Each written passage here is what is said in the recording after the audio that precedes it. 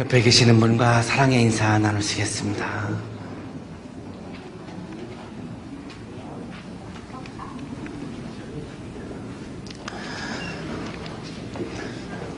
폰라트라고 하는 분은 1901년 10월 21일에 독일의 뉘렌베르크에서 태어났습니다.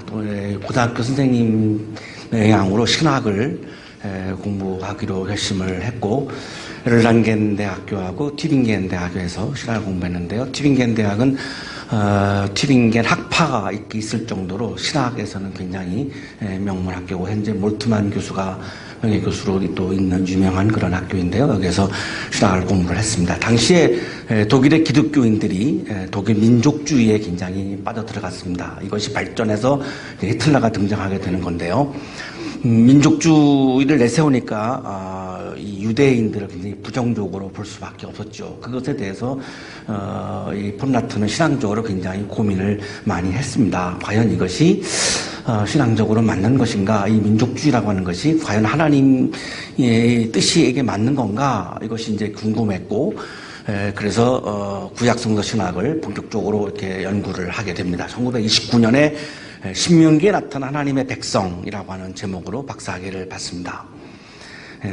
전 세계인 모든 인류가 하나님의 백성이라고 한다면 여기에 민족주의가 들어갈 공간이 굉장히 넓어질 수밖에 없죠. 굉장히 그런 의도가 담겨있는 그런 논문이었습니다. 박사학위를 받고 나서 목회자의 길을 걸어갈 것인가, 학자의 길을 걸어갈 것인가 굉장히 오랫동안 고민을 합니다. 그 당시에 세계적인 구약학자가 라이프치 대학의 알트라고 하는 교수였는데요. 이분을 굉장히 존경했고 그분을 찾아가서 상담을 합니다. 그랬더니 라이프치 대학에 와서 구약을 가르쳐라 이렇게 권고를 했고, 그래서 드디어 이제 가르치는 그런 학자의 길을 걸어가기 시작을 하는데, 1949년에 하이델베르크의 초청으로 대학을 옮깁니다. 그리고 67년에 은퇴할 때까지 평생 구약만을 연구하는 그런 학자의 길을 아주 묵묵하게 올곧게 걸어가는데요. 이 하이델베르크 대학교는 1386년에 세워진 신학, 법학, 의학, 철학 이 4개의 학부로 설립된 독일에서 가장 오래된 대학교이고, 현재 독일의 대학 랭킹 1위 이렇게 해당하는 그런 아주 세계적인 대학이고, 세계의 젊은이들이 아주 선망하는 그런 대학인데요. 여기에서 한눈 팔지 않고 그냥 학자의 길을 걸어갔고, 70세에 소천을 이렇게 할 때까지 학자의 길을 걸어갔습니다. 이 폰라트라고 하는 분이 20세기 정말 최고의 구약 성서학자로 존경을 받는 분인데요. 제가 보기에는 아직도 구약학자 중에 폰라트를 넘어간 학자는 아직도 나타나지 않고 있다라고 보입니다. 그 정도로 이분의 학문은 굉장히 아주 깊고 존경받는 그런 학문이었는데요. 이분이 죄에 대해서 이야기를 합니다. 이게 다 민족주의와 히틀러와 다 관계가 될 수밖에 없는데요. 죄라고 하는 것이 뭐냐? 인간이 하나님이 되려고 하는 교만? 이것이 죄다. 성서가 이야기하는 죄는 자기가 구약을 공부해 보니까 도덕적인 죄보다는 영적인 죄를 강조하고 있다. 근데 이 영적인 죄라고 하는 것은 사람이 하나님이 되려고 하는 것이다. 하나님은 사람이 되려고 하셨습니다. 그래서 인카네이션 하셔서 예수 그리스도가 이 땅에 하나님이 오신 거죠. 그런데 사람은 또 자꾸만 하나님이 되려고 하는 그런 속성을 가지고 있고 그런 욕망을 가지고 있다라고 하는 것을 이분은 보게 되었고, 성서를 보니까 이것이 유혹의 시초고 죄의 시초임을 발견한 거죠. 이분의 이야기를 인용을 하겠습니다. 인간의 타락, 하나님으로부터의 인간의 현실적 분리를 바로 이 영역에서, 즉 도덕적 악, 인간 이안의 존재로서의 전락에서가 아니라 거인주의, 인간의 교만이라고 부를 수 있는 영역에서 일어났고, 굉장히 번역이 거칠어서 사실 좀 읽기가 좀 불편할 정도입니다만, 이 신건 교수가 이 폰라드의 이 이야기를 좀 쉽게 풀어놔서 오히려 굉장히 도움을 받을 수 있습니다. 죄는 교만이다. 하나님 앞에 서 있는 인간은 하나님과 같이 되려고 한다. 인간은 뱀의 유혹에 너희는 하나님과 같이 될 것이다에 넘어가서 하나님에 대한 순종보다는 자율성 안에서 더 잘 살 수 있다고 생각한다. 인간의 타락은 도덕적 악, 인간 이하의 존재로서의 전락을 통해 일어난 것이 아니라 거인주의, 인간의 교만을 통해 일어났다. 도덕적인 죄는 정말 인간 이하의 생각, 인간 이하의 행동을 할 때 우리가 그거를 굉장히 악이라고 우리가 비난을 합니다만, 영적인 악은 인간 이하로 전락하는 것이 아니라 오히려 인간을 뛰어넘어서 신의 영역에 가려고 하는 것, 이거를 거인주의라고 부르고 있는데요. 이것이 인간의 영적인 죄의 시초이고 죄의 본질이다라고 폰라트는 그렇게 주장을 했습니다. 오늘 성서일과는 유혹에 대한 말씀입니다. 최초로 인간이 유혹을 받는 장면, 그리고 최초로 인간이 죄를 범하는 장면이 창세기 3장에 나옵니다. 그리고 오늘 예수님도 유혹을 받는 장면이죠. 그런데 이 유혹이 창세기 3장에 나오는 유혹과 너무나 흡사합니다. 좀 안타까운 것은 우리가 한국 교회에서 죄 그러면은 주일 성수 안 하는 거, 11조 안 하는 거, 또 우리가 스모킹, 드링킹 이런 그런 기호에 해당하는 거, 이런 거를 막 강조하다가 보니까 죄의 본질, 죄의 시초, 유혹의 본질은 굉장히 간과할 수밖에 없었던 그런 아픈 면이 있습니다. 그러나 창세기 3장은 분명하게 우리들에게 최초의 유혹과 최초의 죄를 분명하게 말씀해 주고 있는데요.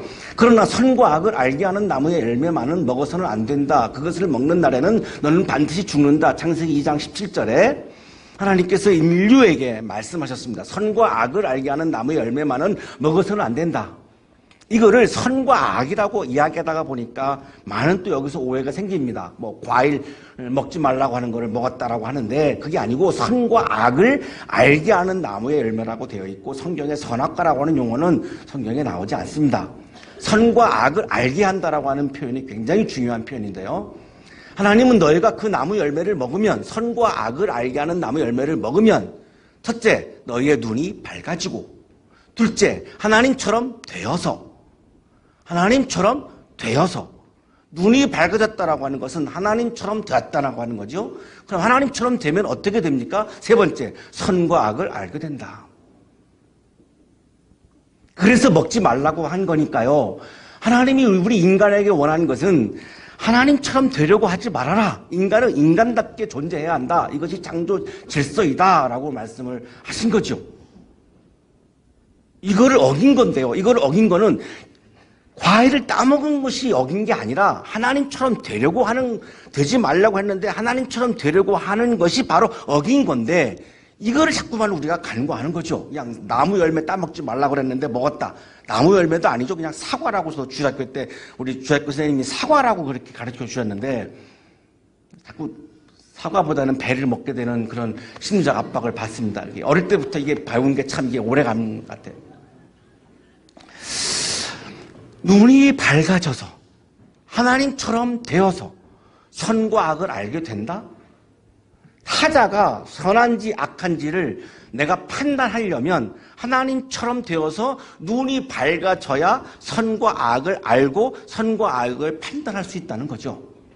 다시 뒤집어서 말씀드리면, 내가 타자를 선하다 악하다라고 판단하는 것은 이미 내가 하나님의 자리에 올라갔음을 이야기하고 있다는 것입니다.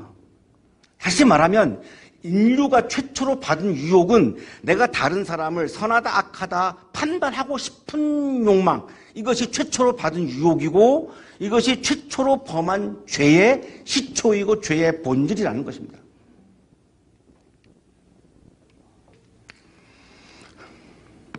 제가 아는 어떤 장로님은 주일 성수합니다. 11조 철저히 합니다.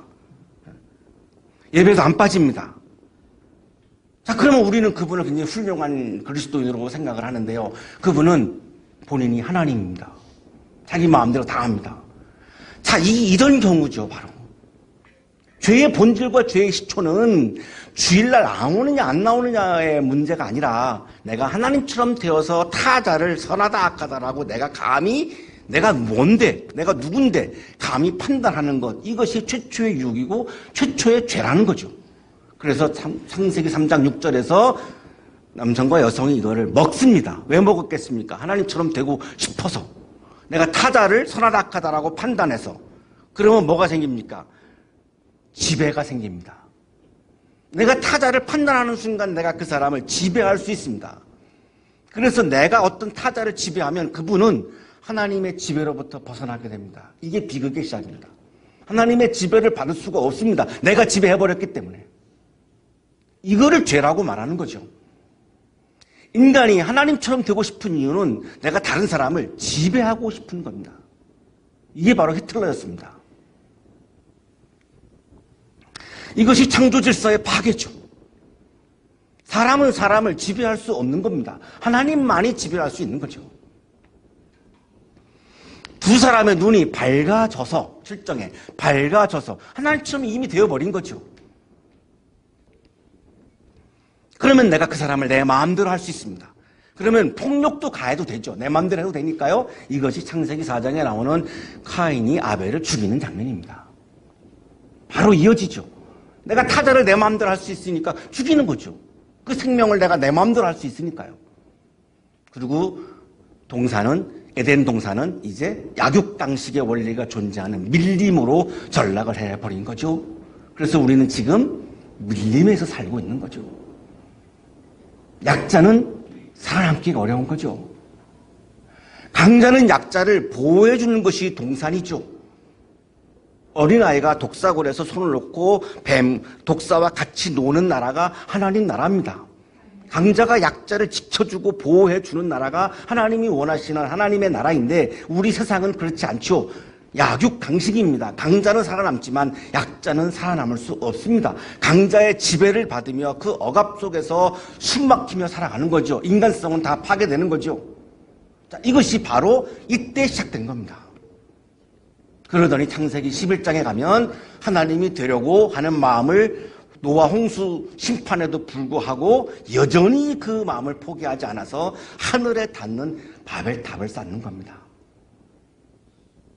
전 세계를 내가 지배하겠고 이제는 홍수가 내려도 하늘에 닿는 탑을 쌓았기 때문에 이제는 내가 홍수 심판을 받지 않는다. 내가 하나님이 되어버린 거죠. 구약 성서학자 천사무엘 교수님이 이거를 좀 쉽게 풀어준 글이 있어서 소개합니다. 뱀은 인간의 눈이 열려 하나님과 같이 되고 선악을 알 수 있을 것이라고 유혹한다. 인간에게 신적인 사고력과 판단력이 새롭게 생긴다는 것이다. 타자가 선하냐 악하냐라고 하는 것을 판단하는 것은 그것은 신적 판단, 신적 사고력이라고 하는 거죠. 인간의 판단이 될 수가 없다는 거죠. 현재의 모습보다도 훨씬 더 좋고 높고 능력 있는 모습으로 변화될 수 있다는 것은 인간을 유혹하는 매우 매력적인 말이다. 그러나 피조물이 인간의 창조주인 하나님과 같이 든다는 것은 인간의 한계를 간과한 것으로 불가능한 일이다. 이러한 뱀의 주장은 피조물로서 창조주에게 도전하는 발언이며 1절에서 가장 간교하다는 의미가 무엇인지를 나타낸다. 창세기 3장 1절에 뱀이 간교하다라고 3장이 시작되고 있는데요. 간교하다라고 하는 것은 인간이 하나님처럼 되어서 다른 사람을 지배하려고 하는 것, 히틀러가 보여주었던 것, 이것이 바로 인간의 가장 간교함의 극치라고 지금 이야기를 하고 있는 거죠.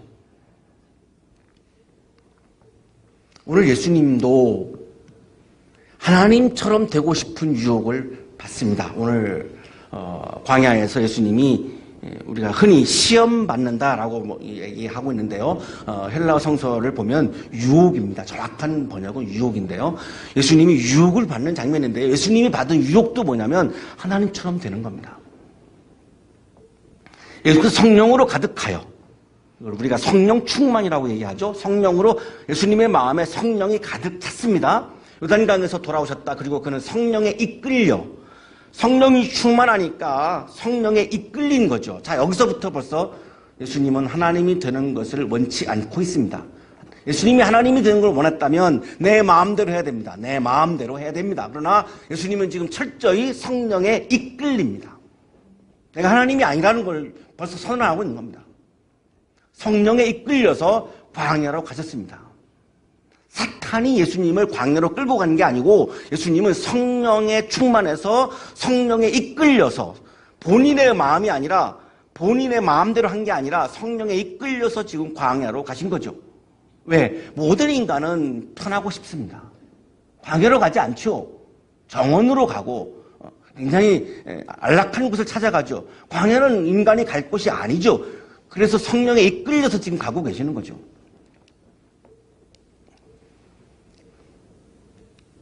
(40일) 동안 악마에게 시험을 받으셨다. 여기 시험이라고 하는 단어가 헬라어 성경에 페이라조노메노스라고 되어 있는데요. 이게 템프테이션입니다. 그러니까 유혹을 받은 거죠. 테스트를 받았다라고 하는 개념보다는 유혹을 받은 겁니다. 그러니까 무슨 유혹을 받았는가가 가장 중요한 건데요. 예수님께서 이 당시에 시장하셨습니다. 아무것도 먹지를 않으셨습니다. 그러니까 악마가 이제 드디어 유혹이 시작됩니다. 악마의 유혹이죠. 내가 하나님의 아들이거든. 너는 하나님의 아들이 아니잖아. 이렇게 비아냥거리고 있는 거예요. 하나님의 아들임을 인정하지 않고 있습니다. 악마가. 내가 하나님의 아들이거든. 너 하나님의 아들 아니잖아. 이렇게 비아린 거죠. 이 돌더러 빵에 들라고 해봐라. 예수님이 돌을 빵이 되게 한다면 전 세계인의 먹거리를 해결하게 됩니다. 그러면 어떤 일이 벌어질까요? 전 세계를 지배하는 엄청난 권력이 주어지겠죠. 강아지도 먹을 것을 주는 주인을 따르죠. 똑같은 식구들이지만 그 식구 중에 늘 먹을 것을 주는 주인을 특별히 따르죠. 그거 너무나 당연한 거 아니겠습니까? 예수님께서 돌이 떡이 되게 하시는 기적을 행하신다면, 전 세계에 있는 돌을 다 빵으로 만든다면 전 세계인은 먹을 걸 걱정할 이유가 없습니다. 그러면 전 세계인들을 예수님은 지배할 수 있게 되죠. 바로 이것이 하나님처럼 되는 유혹입니다. 내가 다른 사람들을 다 내 마음대로 지배하는 욕망이 우리의 모든 인간에게 있기 때문에 인간 예수에게도 지금 이 유혹을 악마가 하고 있는 거죠. 예수님이 악마에게 대답합니다. 성경에 기록하기를. 예수님은 이 유혹을 말씀으로 이깁니다. 왜냐하면 내 마음으로는 이기기가 어렵습니다. 모든 인간은 다른 사람을 지배하고 싶은 욕망이 다 있습니다. 이거를 내 마음으로, 내 결단으로, 내 의지로 이긴다? 이거 거의 불가능합니다. 예수님도 마찬가지죠. 그래서 성경에 기록하기를 말씀으로 이기는 거죠. 말씀으로 이깁니다. 사람은 빵만 먹고 사는 것이 아니다 하였다. 자, 이것은 신명기 8장 3절에 나오는 말씀인데요. 이 신명기 8장 3절의 말씀을 가지고 이걸 이기고 있는 거죠. 예수님 자신의 마음이나 생각이나 철학이나 이념을 주장해서 이거를 유혹을 이긴 것이 아니라 성경에 기록되어 있는 말씀을 가지고 유혹을 물리친 거죠. 왜? 말씀이 아니고서는 그거를 이길 방법이 없다라고 판단하신 거예요. 말씀이 내 마음에 채우면, 내가 말씀에 이끌리게 되면 내 힘으로는 안 되지만 말씀의 힘으로는, 하나님의 힘으로는 이 유혹을 이길 수 있다라고 하는 것이 예수님의 믿음이었던 거죠. 그래서 말씀을 꽉 붙잡고 성경에 기록하기를 이렇게 얘기하는 겁니다. 악마가 포기하지 않습니다. 끈질기죠. 악마의 유혹은 계속됩니다. 예수님을 높은 데로 이끌고 가서 순식간에 세계 모든 나라를 그에게 보여주었습니다. 그러고 나서 악마가 말하죠. 내가 이 모든 권세와, 자, 여기 있는 권세가 바로 권력입니다. 엑소시스, 헬라어 엑소시스, 권력을 말합니다. 아까는 돌이 빵이 된다라고 하는 상당히 은유적인 걸 갖고 유혹을 했는데, 자, 이번에는 완전히 노골적이에요. 전 세계를 다스리는 권력을 내가 너에게 주겠다. 하나님처럼 되라. 이거죠. 하나님처럼 되어라. 네가 내 앞에 엎드려 절하면 이 모든 것을 너에게 주겠다. 전 세계를 지배하는 권력을 주겠다. 하나님처럼 되게 해주겠다. 뱀이 유혹했던 거와 너무나 똑같은 거죠. 첫 번째 유혹과 두 번째 유혹이 같습니다. 저는 그동안 이거를 첫 번째 유혹은 이 물질에 대한 유혹, 두 번째는 권력 이렇게 저도 그렇게 성경 공부도 하고 이렇게 했었는데, 이번 성서 일과 받으면서 묵상하고 또 묵상하면서 발견한 것은 첫 번째 유혹과 두 번째 유혹이 같다는 겁니다. 이게 다 지금 하나님처럼 되는 것에 대한 유혹이에요. 권력에 대한 유혹이에요. 아주 노골적이죠. 예수님 대답하시죠. 성경에 기록하기를. 그걸 내 마음으로 읽을 수가 없으니까. 전 세계를 다스리는 권력을 쥐고 싶지, 모든 인간이 쥐고 싶지, 그거를 왜 쥐고 싶지 않겠습니까? 쥐고 싶죠. 그러니까 이걸 내가 자신이 없는 거죠. 그래서 성경에 기록하기를 다시 한번 또 말씀을 가지고 이깁니다. 하나님께 경배하고 그분만을 섬겨라. 신명기 6장 13절에 나오는 말씀인데요. 이 성경에 기록되어 있는 하나님의 말씀을 가지고 그 말씀의 힘으로 유혹을 물리칩니다. 악마의 유혹은 포기하지 않습니다. 끈질깁니다. 악마는 예수님을 예루살렘으로 이끌고 가서 성전 꼭대기에 세웁니다. 그리고 말합니다. 내가 하나님의 아들이거든 여기서 뛰어내려 보아라. 예수님 역시 또 똑같이 성경에 기록하기를 이렇게 하려고 하는데 악마가 선수를 칩니다. 이제 악마도 성경을 가지고 유혹을 합니다. 예수님이 계속 성경에 기록하기를 이라고 하는 말씀으로 유혹을 물쳐버리니까 이 악마도 성경 말씀을 이용합니다. 성경에 기록하기를, 이게 예수님 말씀인 줄 알았는데 악마의 말입니다. 성경에 기록하기를 하나님이 너를 위하여 자기 천사들에게 명해서 너를 지키게 하실 것이다 하였고, 또한 그들이 손으로 너를 떠받쳐서 너의 발이 돌에 부딪히지 않게 할 것이다 하였다. 악마도 성경 말씀을 가지고 유혹을 하고 있다라고 하는 건데요. 이게 시편 91편 11절 12절에 나오는 말씀인데, 성경 말씀은 악마의 유혹으로도 사용될 수 있음을 우리에게 보여주고 있는 겁니다.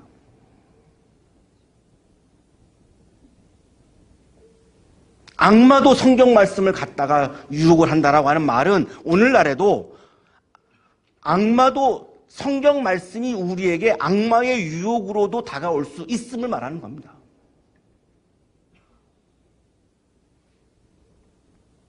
키르케고르는 목사의 아들이었는데요. 기독교를 떠납니다. 그 떠난 이유가 여러 가지가 있습니다만 결정적인 계기가 뭐였냐면 그날 담임 목사님이 설교를 하시는데 그 교회에 납골 땅을 건축하기로 했고 그 건축 헌금을 좀 동기를 부여하기 위해서 나사로의 무덤 이야기를 하셨습니다. 나사로의 무덤 이야기를.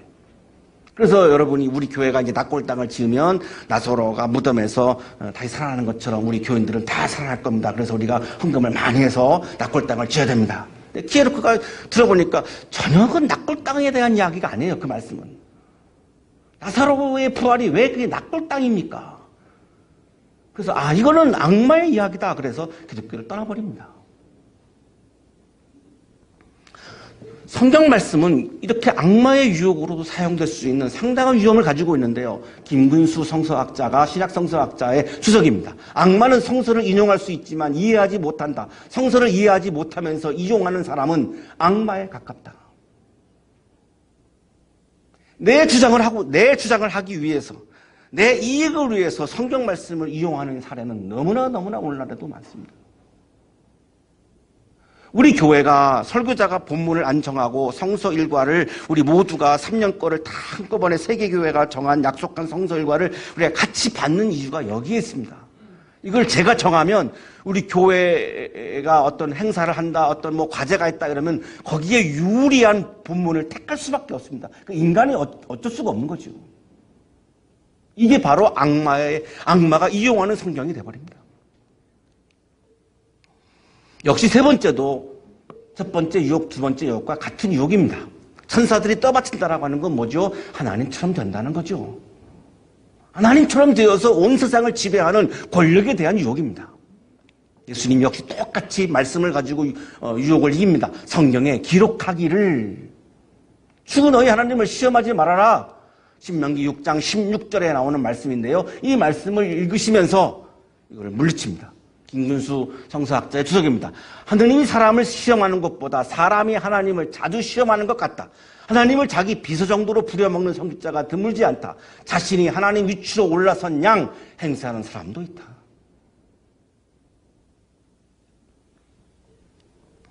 예수님은 줄곧 자신의 마음이나 자신의 생각이나 자기의 철학이나 자기의 이념을 가지고 유혹을 물리친 것이 아니고 자기 주장을 하면서 유혹을 물리친 것이 아니고 오로지 성경에 기록되어 있는 말씀을 가지고 나의 마음으로는 그것이 불가능하다고 봤기 때문에 하나님의 말씀을 가지고 이 유혹을 계속해서 지금 3번이나 계속해서 물리치고 계시는 겁니다. 나는 하나님이 아니다라고 하는 겁니다. 나는 하나님이 되려고 하는 마음이 없다라고 하는 걸 선언하는 거죠. 이 세상의 모든 인간은 하나님이 되려고 하면 안 된다는 겁니다. 하나님이 되어서 다른 사람들을 지배하려고 하는 그 욕망은 인류 최초의 유혹받은 내용이고 그것이 바로 죄 중에 죄요, 죄의 근본이고 죄의 시초임을 지금 예수님은 말씀하고 있는 거죠. 악마는 모든 시험을 끝마치고 물러갑니다. 모든 시험을 끝마치고 물러가서 자 이제는 악마의 유혹이 없겠구나라고 안심했는데 그렇지 않습니다. 어느 때가 되기까지 예수에게서 떠나 있었다. 다시 돌아옵니다. 예수님 십자가에 죽으실 때까지 계속해서 악마는 예수를 유혹을 하는 것을 우리가 복음서에서 보게 됩니다. 하나님처럼 되고 싶은 욕망을 자극하는 악마의 유혹은, 내가 타자를 지배하고 싶은 이 욕망을 자극하는 악마의 유혹은, 내가 타자를 선하다 악하다라고 판단해서 내가 그 사람을 지배하려고 하는 이 욕망을 자극하는 악마의 유혹은 아직도 끝나지 않았습니다.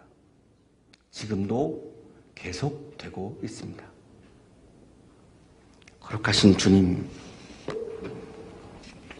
하나님이 되고 싶은, 타자를 지배하고 싶은 악마의 유혹을 말씀의 힘으로 물리치게 해 주시옵소서. 하나님을 이용하여 내가 타자를 지배하는 그리스도인이 아니라 하나님을 경배하고 하나님을 높이고 하나님을 예배하고 이웃은 사랑하는, 사랑을 실천하는 그리스도인으로 살게 해 주옵소서. 예수 그리스도의 이름으로 기도하옵나이다.